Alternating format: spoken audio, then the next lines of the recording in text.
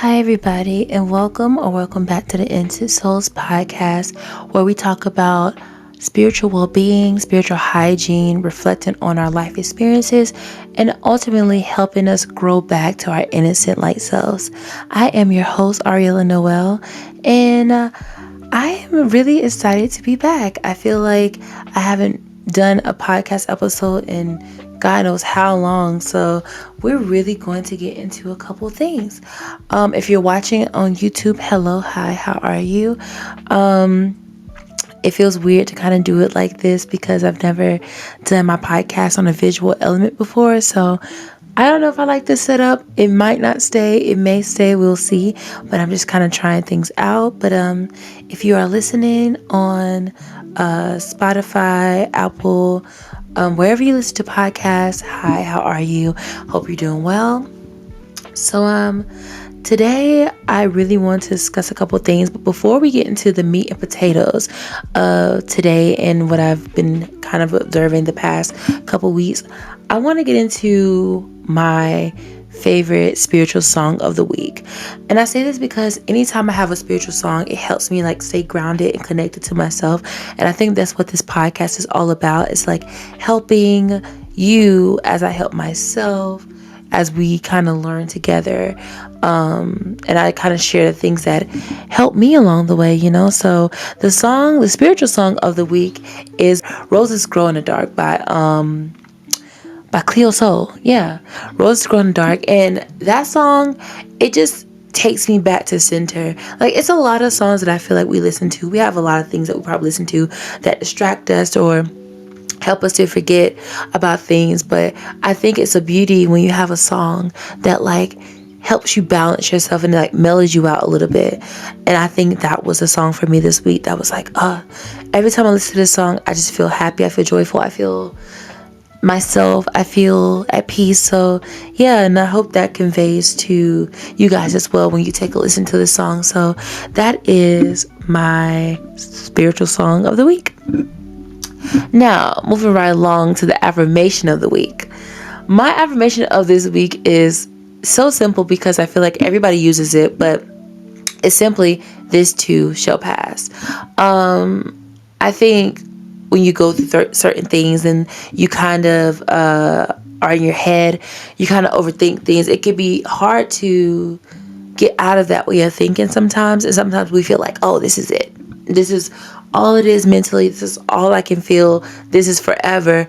But you have to remind yourself, like, just how you got through the last thing and the thing before that, this thing is going to pass as well. So don't get so, like, attached to the trauma. And don't get so attached to that way of thinking that, like, you get stuck there. It's okay to feel.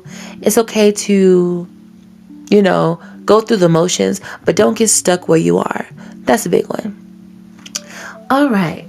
So now that we've gotten that out the way, I am ready to get into the main topic of this podcast episode, which is be in your body. Now, I'm going to preface this. I have notes in front of me. So if you're on YouTube and you're watching, I keep looking down. I have a notebook in front of me and it has like mostly all my notes on it. So this, I think this topic came about the past couple weeks because I have just been on autopilot. Like, I just been going. And I think that it's been very hard to feel like myself because I think when you live in a culture of like hustle, it can get very, very difficult to find your balance and find your center. And I think a lot of us are honestly running on autopilot and don't even realize it. Like, for instance, I was feeling so numb. I remember feeling like not in my body because I was just going. And on top of that, I had a lot of like traumas that was coming up at the same time. And it was very difficult for me to get through because I was just like, oh my God, like, what do I do? And I didn't know where the ground was. And I remember searching for God outside of myself because I don't know. Like, that's what I've been conditioned to do, is just search for God outside of me. I remember in meditation not so long ago, I was like looking up at the sky, God, and like trying to like somehow connect in a way, because I just felt so disconnected from God. I felt so disconnected from myself.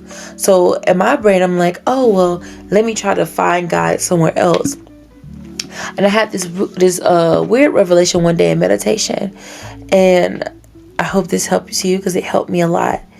Stop looking for God outside of yourself, because God is residing within you. God placed things within you. He placed himself within you. We're all made in the image of God. Stop looking to other sources, other people, other things to tell you who God is to you. You know who God is to you.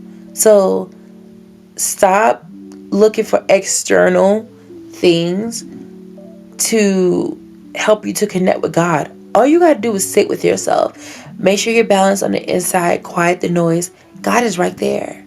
And I feel like we live in a culture and a time where even in Christianity, I feel like it is so prevalent in a lot of different religions, where we're taught, oh, in order to earn God's love, you have to do this. In order to hear from God, you have to do that. You're not hearing from God, you need to fast. You need to, and it's like, bro, all you really need to do is calm down.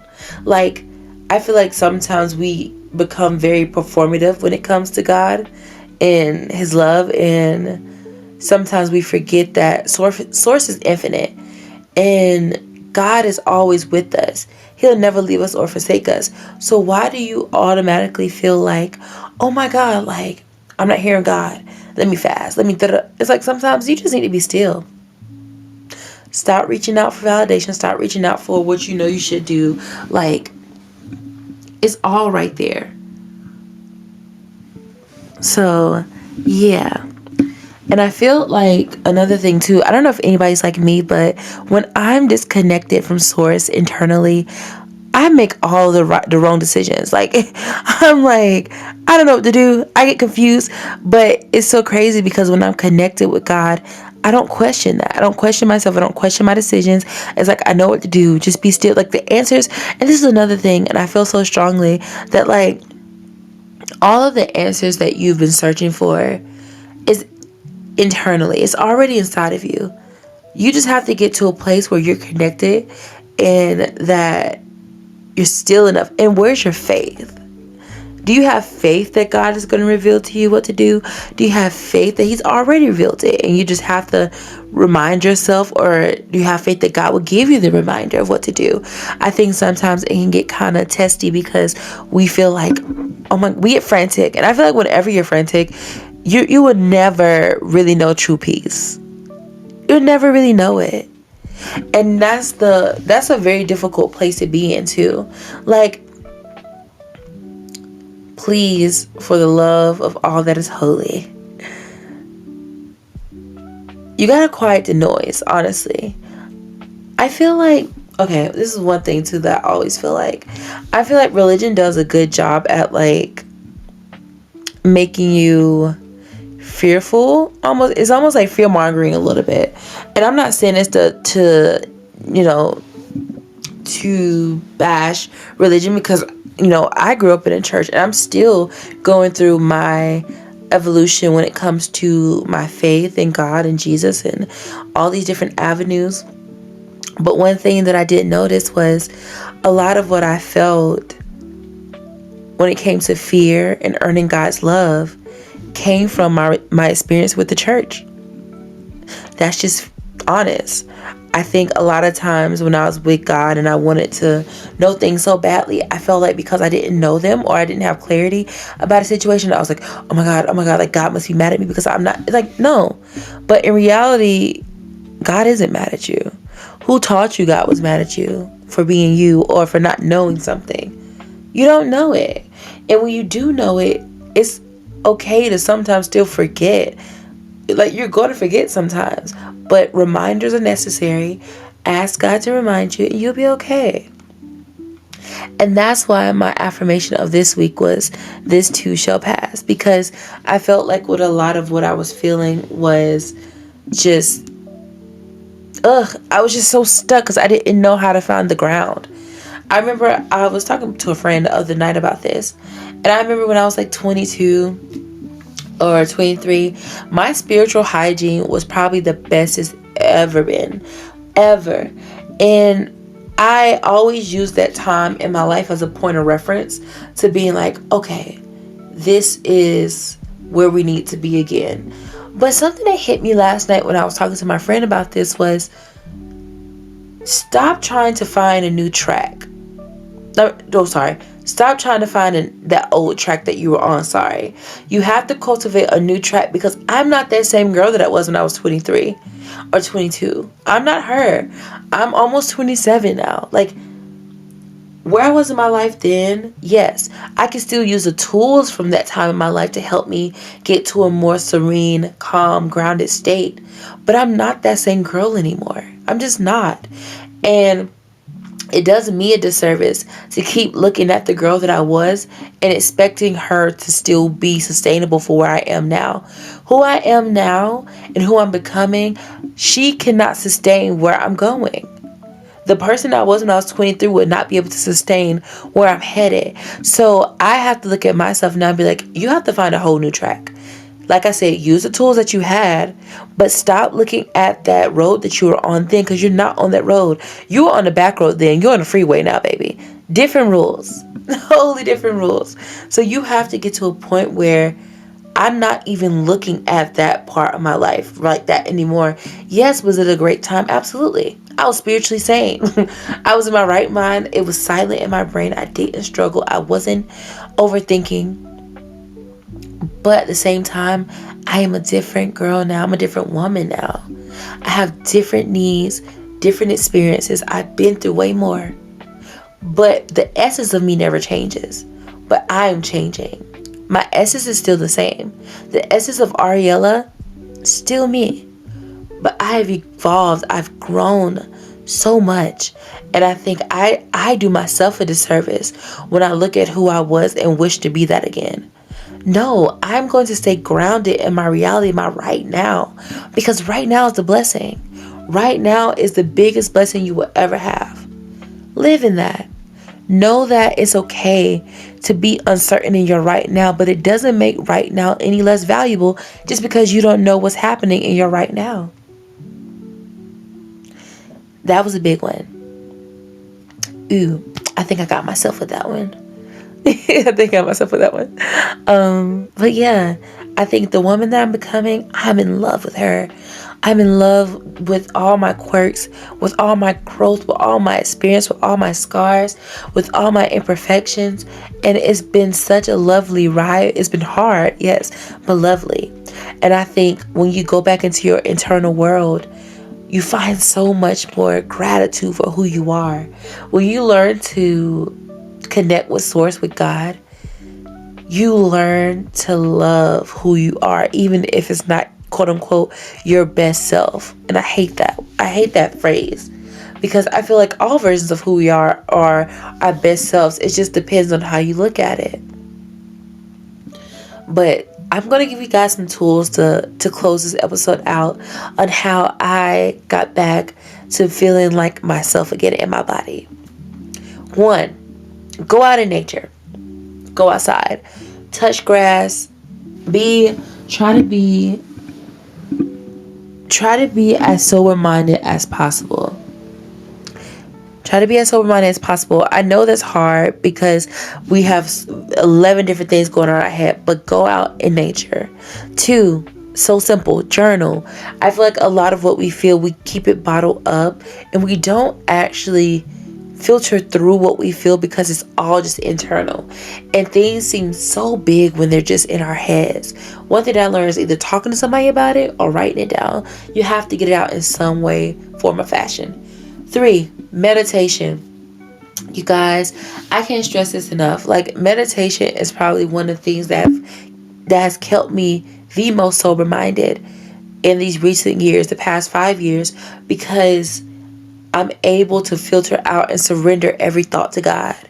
And I think that's the key. Surrendering every thought to God is where your freedom lies. I think sometimes we want to take in so much information. We want to take in so much new things, so much new information, but it's not possible for our brains to constantly be taking in these things all the time. You have to have moments where you're receiving, and you have to have moments where you're releasing, and be like, well, hey, I took in enough information. I might not understand it all, but I'm going to release. Finding a balance of releasing will be your biggest friend in time of uncertainty. Meditation really helped me with that. And four, honestly, my last tip is to get out your head. Get out your head. It's okay to not feel okay. Also, having faith in the getting out your head too a little bit too.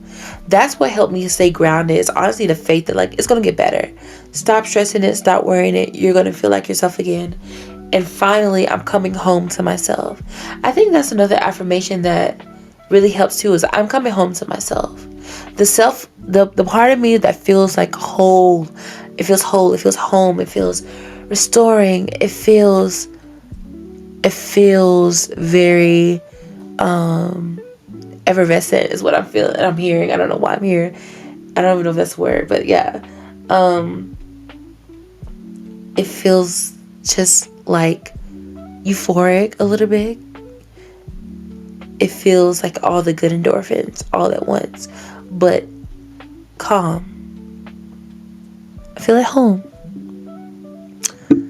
All right. I thank you guys for listening to me ramble today. This was very fun, very exciting to do. I really hope this helped you guys a lot, because I know it can be difficult to go through this thing along. And I just really want my experience to help you guys, because we're all just a reflection of each other. I'm here helping you walk to home to yourself, and you're here helping me walk home to myself. So I hope that through every step and every understanding that we're able to move through the BS a little bit more seamlessly, and not have it be so hard that like feel like we don't have each other, because we have each other. We have each other to help each other, and that's one thing that I'm still learning. But yes, I send you all my prayers, love, and light, and I will see you guys next episode. Love you guys. Bye.